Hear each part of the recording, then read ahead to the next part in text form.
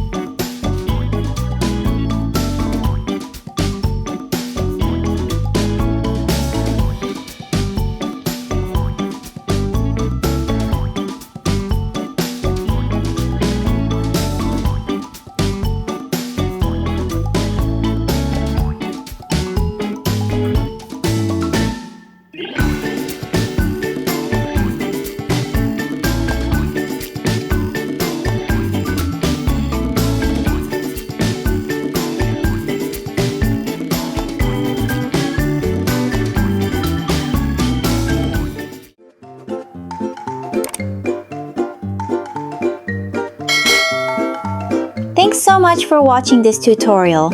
If you enjoyed it, please like, share, and subscribe to Cute Thing Corner for more kawaii drawings.